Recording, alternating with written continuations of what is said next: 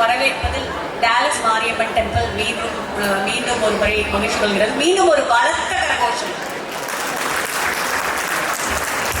உங்கள் முன்னால் இசைக்கவி ரமணன் ஐயா அவர்கள்.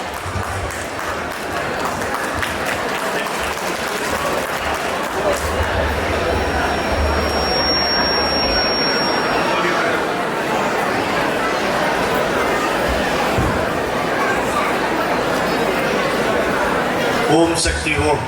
கேட்குதா? கேட்குதா?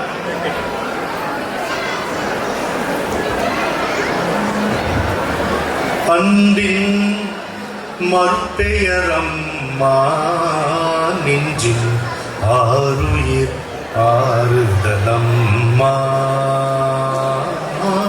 அன்பின் மறுபெயரம்மா நெஞ்சின் ஆருயிர் ஆறுதலம்மா. இன்பத் துன்பத்தின் இடைநிலையம்மா. இன்பத் துன்பத்தின் இடைநிலையம்மா. ஈந்து மகிழும் இறையே அம்மா. ஈந்து மகிழும் இறையே அம்மா. அன்பின் மறுபெயரம்மா நெஞ்சின் ஆருயிர் ஆறுதலம்மா. அம்மா அம்மா அம்மா. உண்மையின் முழு உருவே அம்மா. உண்மையின் முழு உருவே அம்மா. ஊதி உணர்த்தும் குருவே அம்மா. எதிலும் நிலை பெறும் இயக்கம் அம்மா. எதிலும் நிலை பெறும் இயக்கம் அம்மா. ஏடுகள் காணாத இலக்கியம் அம்மா. அன்பின் மறுபெயரம்மா நெஞ்சும் ஆருயிர் ஆறுதலம்மா. அம்மா அம்மா அம்மா. ஐயமில்லாத அமைதி அம்மா. ஒவ்வொரு சொல்லிலும் உயிரே அம்மா. ஐயமில்லாத அமைதி அம்மா. ஒவ்வொரு சொல்லிலும் உயிரே அம்மா. ஓங்காரம் என்னும் உணவே அம்மா. அவ்விடம் யூவிடம் ஆக்கியதம்மா. ஆயுதம் காணாத அதிசயம் அம்மா. அன்பின் மறுபெயரம்மா நெஞ்சின் ஆருயிர் ஆறுதலம்மா. அம்மா அம்மா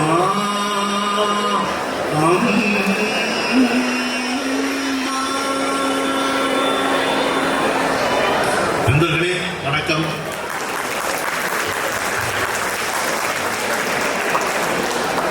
என்னை பொறுத்தமட்டில் இது ஒரு சொற்பொழிவுக்கான மேடை இல்லை. இது அம்மன் சந்நிதி, மாரியம்மன் சந்நிதி. ஆடிப்பெருக்கு திருநாளிலே கூழூற்றும் வைபவம் மிக்க விழாவிலே இந்த அம்மன் சந்நிதியில் என்னை நிற்க வைத்ததற்கு அம்மனுக்கும் நன்றி சொல்லி மாளாது, இந்த அன்பர்களுக்கும் நன்றி சொல்லி ஓயாது. அன்பர் தாரக் ராம், பெருமாள், சக்தி, கார்த்திக் ரங்கராஜன் உள்ளிட்ட எத்தனையோ நண்பர்கள், அவர்கள் குடும்பத்தினர், இவர்கள் அனைவரையும் நான் ஒவ்வொருவராக மனதில் நினைத்து இந்த அம்மன் சந்நிதியில் கரம் கூப்பி சிரம் தாழ்த்தி வணங்கி நன்றி சொல்லி மகிழ்கிறேன். வேற என்ன என்னால் செய்ய முடியும்? அப்பேற்பட்ட ஒரு நிறைவில் ஒரு நிகழ்வில் நான் இங்கே இருக்கிறேன். இது டாலஸா அல்லது சமயபுரமா என்றொரு மனக்குழப்பம் நேர்கின்ற அளவுக்கு இங்கே நீங்கள் மாரியம்மனுடைய பக்தர்கள் அனைவரும் இங்கே திரண்டிருக்கிறீர்கள். எனக்கு முன்பு பின்பு அறிமுகம் இல்லாத ஒரு நண்பர், நம்முடைய மலர்கண்ணன் என்கின்ற நண்பர் என்னை ஹியூஸ்டனில் இருந்து இங்கே அழைத்து வந்தார். பெரும்பாடு அவர் எடுத்துக்கொண்டார், பெரும்பாடுபட்டார். அவருக்கும் நான் இங்கே நன்றி சொல்ல கடமைப்பட்டிருக்கிறேன்.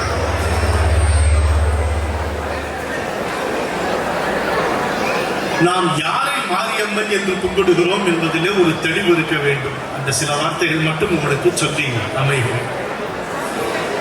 எதை நாம் பராசக்தி என்கிறோமோ அதுதான் மாரியம்மன் என்று ஒரு பார்வை. எதை நாம் மாரியம்மன் என்று கும்பிடுகிறோமோ அவள்தான் பராசக்தி என்பது அந்த பார்வையிலே தெளிவு. இது நம்ம மனசுல சரியாக வச்சுக்கணும். எதற்கு மேல் ஒரு சக்தி இல்லையோ அதற்கு பெயர் பராசக்தி. எது எல்லா சக்திகளுக்கும் தலைமை பொறுப்பு வகிக்கிறதோ, எது எல்லா சக்திகளையும் நடத்துகிறதோ அது பராசக்தி. அந்த பராசக்தி தான் இந்த மாரியம்மன் என்பது ஒரு பார்வை. இந்த பார்வைக்கு வேறு ஒரு திசையை காண்பித்தவர் மகாகவி பாரதியார். பாரதி இந்த மாரியம்மன் தான் அந்த பராசக்தி என்று ஒரு புதிய பார்வையை மக்களுக்கு வழங்கினார். அவர் பாண்டிச்சேரியில் இருந்த பொழுது அங்கே ஒரு புறச்சேரி பகுதியிலே உப்படத்திலே தேசமுத்து மாரியம்மன் என்கின்ற ஒரு சிறு கோவில் இருந்தது. அவர் வாழும் காலத்திலேயே கூட அந்த கோவிலிலே பெரிதாக வழிபாடு இல்லை. வேலை இல்லாதவர்கள் அங்கே உட்கார்ந்து கொண்டு தாயக்கட்டம் ஆடுவது, சீட்டாடுவது என்பது போல் இருந்தது. ஆனால் அவர் அங்கே நுழைந்து அந்த அம்மன் மீது, அந்த மாரியம்மன் மீது பாட்டு பாடி அதை ஒரு திருத்தலமாக மாற்றினார். பாடல் பெற்ற திருத்தலம் என்று எப்படி நாம் தேவார தலங்களை கொண்டாடுவோமோ அதுபோல உப்படத்திலே சமுதாயத்தின் அடிமட்டத்தில் இருக்கக்கூடிய மக்கள் மட்டுமே சென்று வரக்கூடிய ஒரு கோவிலை திருத்தலமாக்கிய பெருமை மாறி நம்முடைய மகாகவி பாரதி அவர்களுக்கே உண்டு. அதை நீங்கள் புரிந்து கொள்ள வேண்டும்.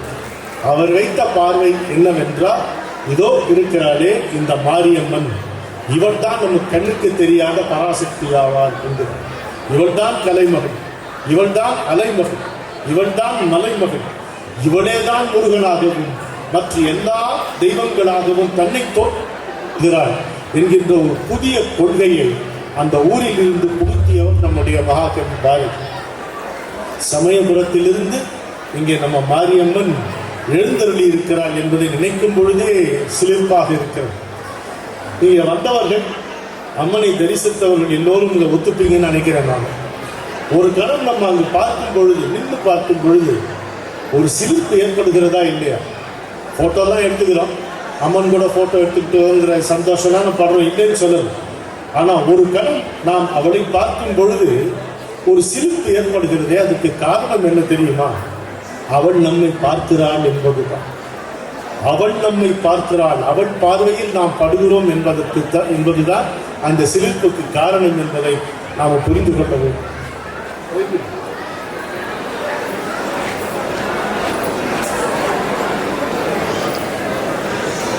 நான் பார்க்கிறேன் என்னும் மடமை இனி இல்லை, என்னை நீ பார்க்கும் நினைவு போதும் என்கின்ற நினைப்பு நமக்கு தேவை.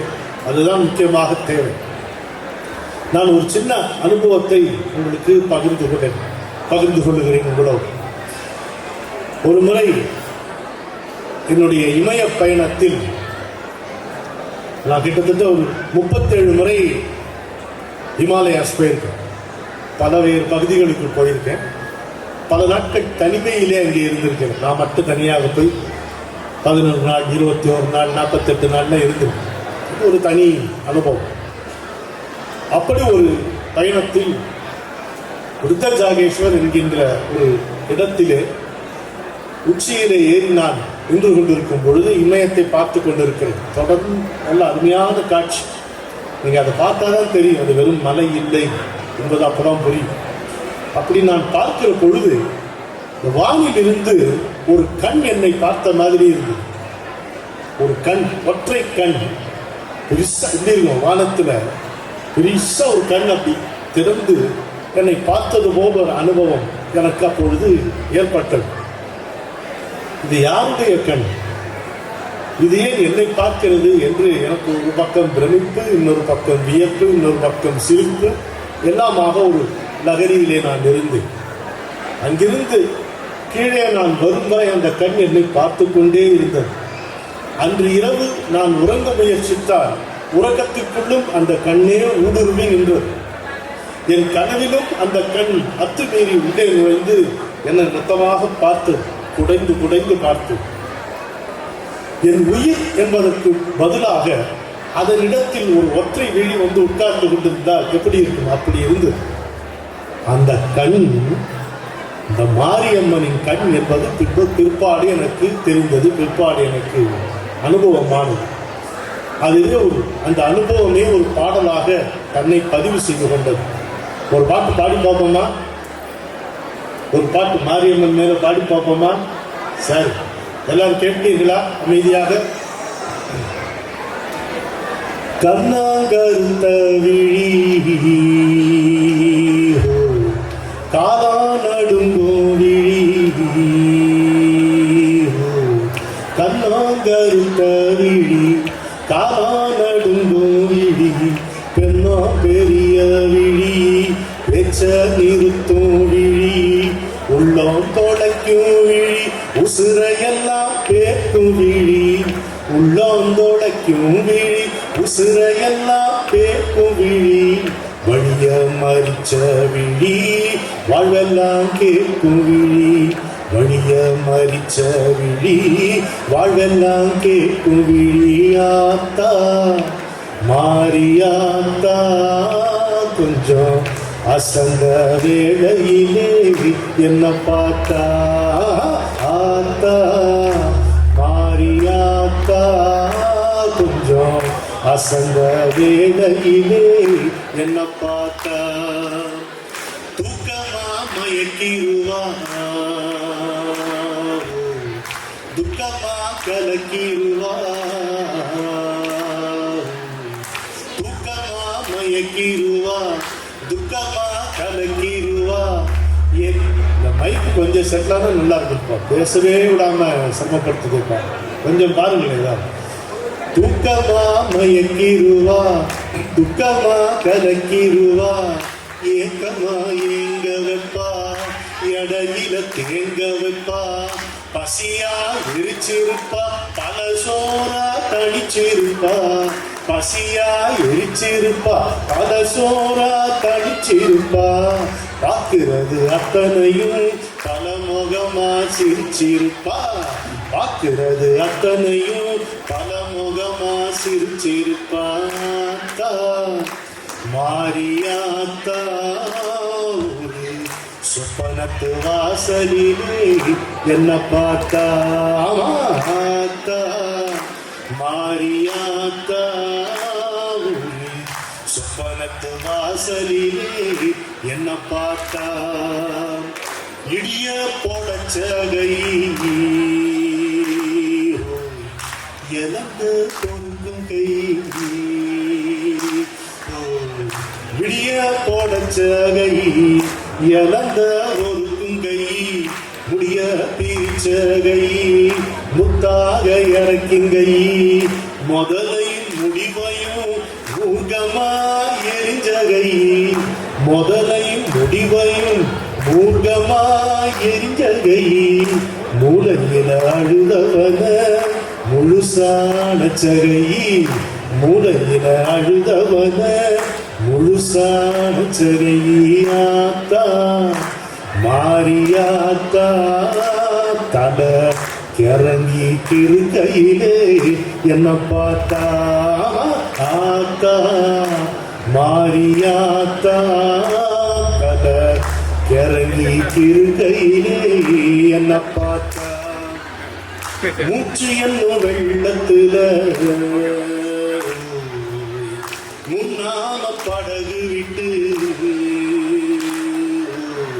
மூச்சு என்னும் வெள்ளத்துல முன்னாம படகு விட்டு, மௌனம் என்னும் தொரையேத்தி ஞானம் என்னும் கடல் காட்டி, ஏறி திகச்சவன இறங்கி எடுப்பாளா, ஏறி திகச்சவன இறங்கி எடுப்பாளா, மாறி மாறி தெரிவாளா மாறாம சிரிப்பாளா, மாறி மாறி தெரிவாளா மாறாம சிரிப்பாளா, மாரியாத்தா இந்த ஏழ தவிக்கையிலே என்ன பார்த்தா, ஆத்தா மாரியாத்தா இந்த ஏழ தவிக்கையிலே என்ன பார்த்தா. இதுதானா? 10 நிமிஷம் பேசலாமா? 10 நிமிஷம் பேசலாம். இந்த மாரியம்மனை எப்படி இங்க கும்பிடுறது? இதெல்லாம் தூக்கி வச்சிருவோம். மாரியம்மனை எப்படி கும்பிடணும்? அபிஷேகம் தேவையா, ஆராதனை தேவையா, உங்களுக்கு என்னென்ன வேணுமோ செய்து பார்த்துக்கோங்க, அதை பத்தி. ஆனா அவளை எங்க வச்சுக்கணும்? மனசுக்குள்ள அவளை மறைச்சு வச்சுக்கணும். இப்போ பெண்கள்லாம் இங்க உட்கார்ந்து இருக்கீங்க. உங்க கணவர் வந்து எனக்கு புதுசா ஒரு புடவை வாங்கி கொடுத்தா இருக்கு இன்னைக்கு உங்களுக்கு வாங்கி கொடுத்தா நீங்க அது ரொம்ப சந்தோஷமா காட்டுவீங்களே, ஏய் என்னாச்சோ தெரியலப்பா அவருக்கு, திடீர்னு வாங்கி கொடுத்தாரு பாரு அப்படின்ட்டு அதை காமிப்பீங்க. இவ்வளவு பெரிய வைரக்கட்டி, இவ்வளவு பெரிய வைரக்கட்டிய உங்களுக்கு உங்க கணவர் கொடுத்தாருன்னா, வேற யாராவது கொடுத்தாருன்னா யாருக்கா சொல்லுவீங்களா? ஊருக்கு சொல்லுவீங்களா? உலகத்துக்கு சொல்லுவீங்களா? மாட்டீங்க. உங்க உறவுக்காரங்களுக்கு சொல்லுவீங்களா? மாட்டவே மாட்டீங்க. ஆனா அவருக்கால அவ இந்த உலகத்தோட பெருசான வைரக்கட்டி அவ உங்களுக்கு கிடைச்சிருக்கான்னு வச்சுக்கோங்க. அதை எப்படி பாதுகாத்து வச்சுக்கீங்க? பொத்தி பொத்தி வச்சுக்கணும். பொத்தி பொத்தி வச்ச உசுருக்குள்ள வந்து பூத்துருச்சு ஒரு மினுக்கு, இத கத்தி சொல்ல முடியல, கட்டி காக்க வழி இல்ல, கண் வரைக்கும் ஒரு நெருப்பு பாருங்க. அந்த கண்ணு ரெண்டு வானந்தா அது வெண்ணிலவி படித்தோரதா, அந்த கண்ணு ரெண்டு வானந்தா அது வெண்ணிலவி படித்தோரதா, அவ கால்சதங்க நட்சத்திரமா, சின்ன கடல் சின்ன பட்டு சட்டையா, பொத்தி பொத்தி வச்ச உசுருக்குள்ள வந்து பூத்துச்சு ஒரு மீனுக்கு, இத கத்தி சொல்ல முடியல, கட்டி காக்க வழி இல்ல, கண் வரைக்கும் ஒரு நெருப்பு, அந்த கண்ணங்காரும் கண்ணத்துல முழு சந்திரனை பொட்டு வைக்க. திருஷ்டி படம் அவளுக்கு பொட்டு வைக்கணும். எதை வைப்பீங்க? சாதாரணமா மைய எடுத்து பொட்டு வைப்பீங்க. மைய வச்சா தெரியாது. அந்த அவ்வளோ கருப்பு, எங்க அம்மா அட்ட கருப்பி அவளுக்கு மைய வச்சா தெரியுமா? திருஷ்டிக்கு வைக்க முடியாது. முழு சந்திரனை எடுத்து அதை வந்து திருஷ்டி போட்டா கண்ணத்துல வைக்கணும் அவளுக்கு.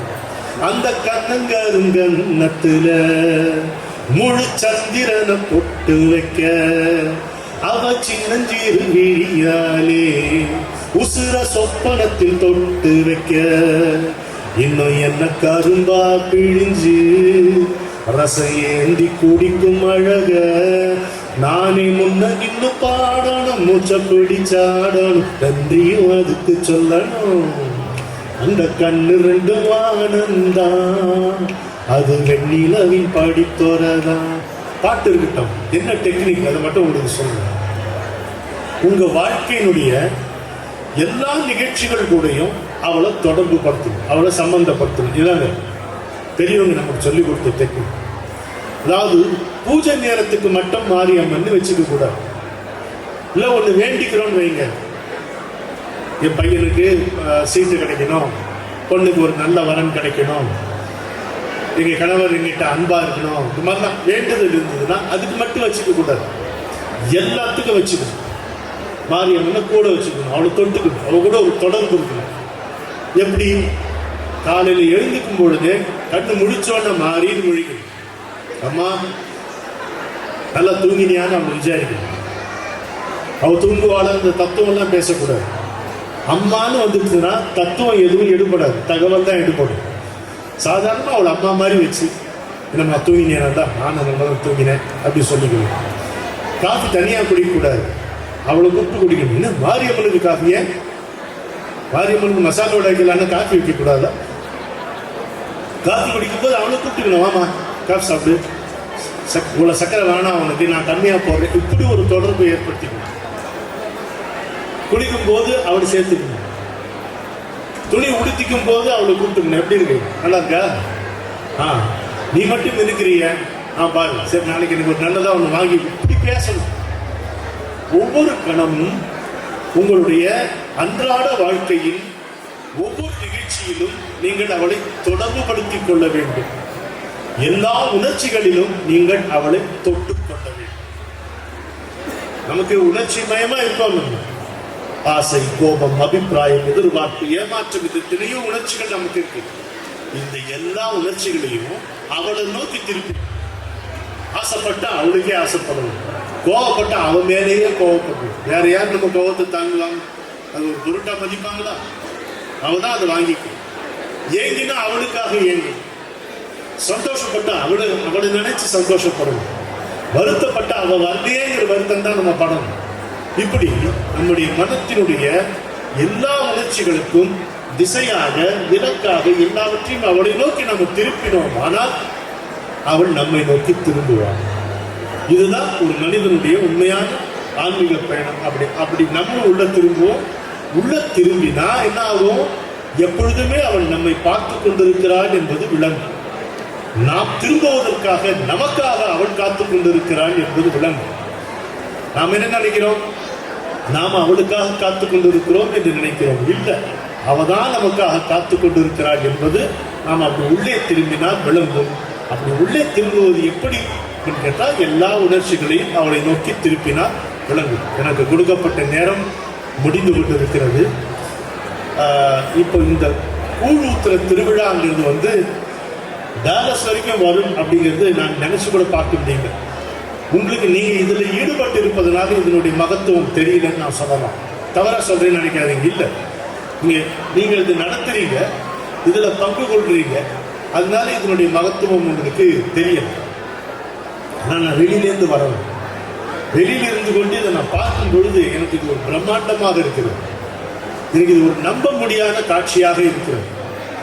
நான் கனவு காண்கிறேனா என்கின்ற சந்தேகம் எனக்கு வருகிறது.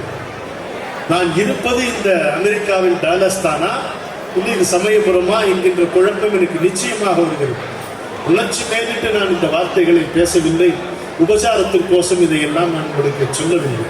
நிஜமாகவே எனக்கு அப்படி தோன்றுகிறது. நீங்கள் எப்பேற்பட்ட ஒரு செயலிலே ஈடுபட்டிருக்கிறேன்.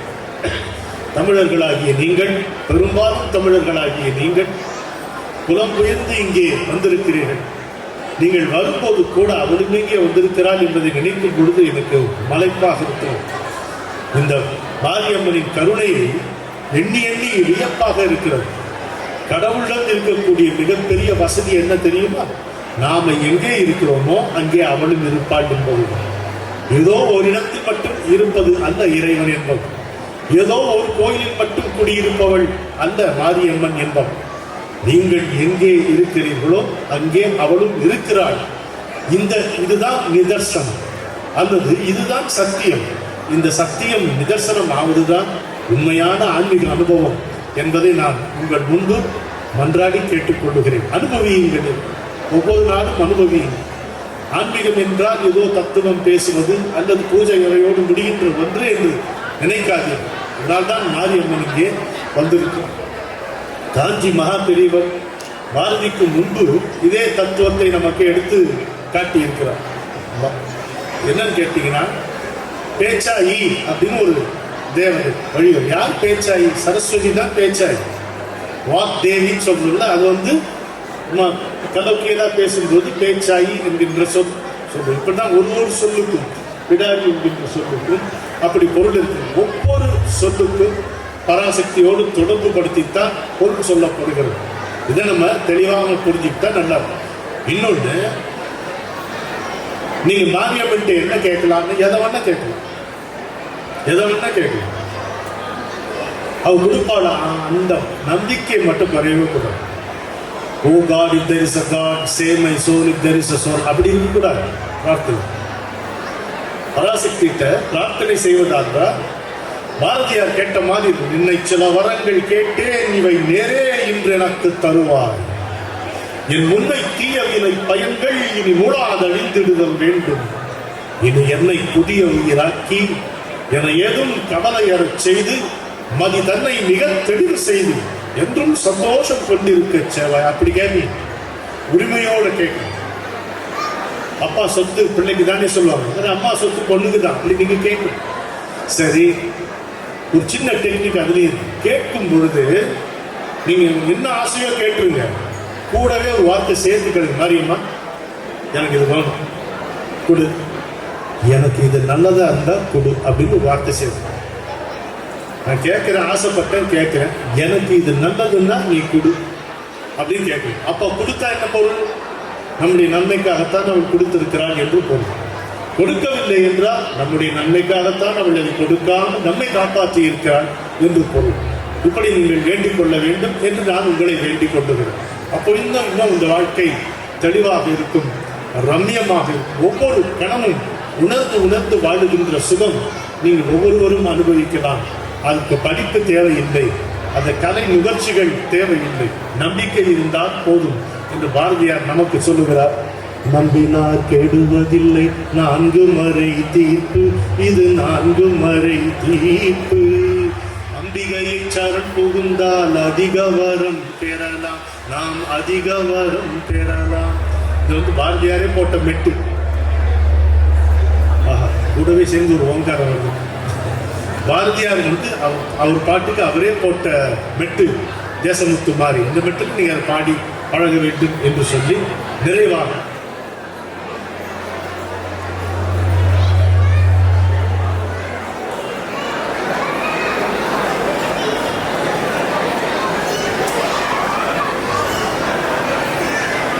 நான் இங்க நேற்று மாலை பொழுது இங்க வந்து சேர்ந்தேன். நண்பர் சக்தி வீட்டில் தான் தங்கி இருக்கிறேன். இன்னைக்கு காலையில எழுந்திருக்கும் பொழுது மாரியம்மன் மேல ஒரு பாட்டோடு எழுந்திருக்கேன். அந்த பாட்டை இங்கே அரங்கேற்றம் பண்ணி நான் உங்களிடமிருந்து விடைபெற்றுக் கொள்கிறேன். சரியா? நானே இன்னும் அதை சரியா பாடி பார்க்கல. பாடுவோம்.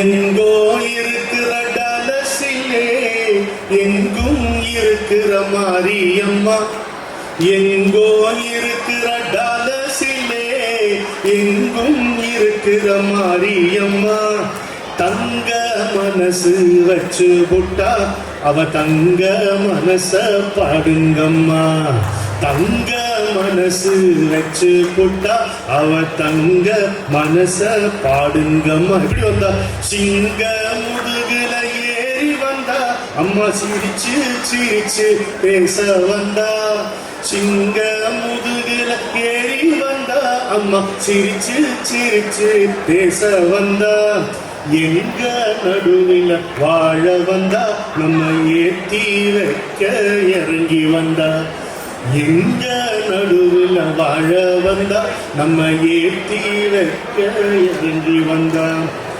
எத்திக்கும் தித்திக்கும் தேனவளாம் எவருக்கும் சிக்காக மாணவளாம், எத்திக்கும் தித்திக்கும் தேனவளாம் எவருக்கும் சிக்காக மாணவளாம், சக்திக்கும் மேலொரு தெய்வம் உண்டோ, ஓ சக்திக்கும் மேலொரு தெய்வம் உண்டோ, நம்ம சமயபுரத்தாளுக்கு ஈடும் உண்டோ, கத்தியும் மஞ்சுர கூர்மையம்மா அந்த கூர்மையம் மிஞ்சுற நேர்மையம்மா, கத்தியும் மஞ்சுர கூர்மையம்மா அந்த கூர்மையும் மிஞ்சுற நேர்மையம்மா, பக்தியை மிஞ்சுற பாதை உண்டோ, ஓ பக்தியை மிஞ்சுற பாதை உண்டோ, அவ பாதத்துக்கு மேலே ஒரு காவல் உண்டோ, ஆடி காத்து அவ மூச்சு அம்மானதும் புனலும் அவ பேச்சு ஆடி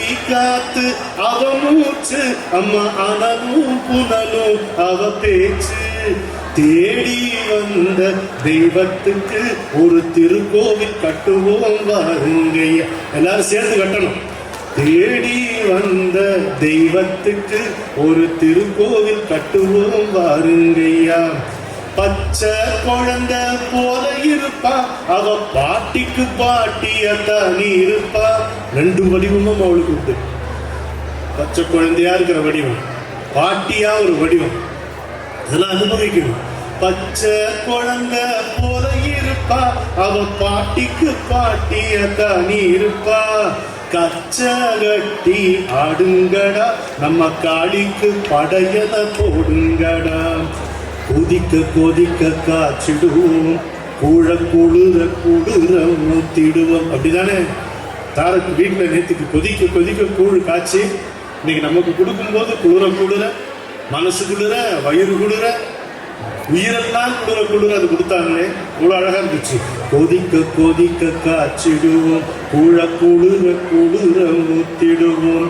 மதிச்சு வந்தவ மாரியம்மா மதிச்சு வந்தவ மாரியம்மா அவளம்மா கோடு உசுராக காத்திடுவோம். நெத்தியில் குங்குமம் நீளட்டுமே நாம நேர்ந்ததெல்லாம் கண் முன்பு பலிக்கட்டுமே. சக்தி சக்தி என்று கூறல் ஓங்கட்டுமே சக்தி சக்தி என்று கூறல் ஓங்கட்டுமே.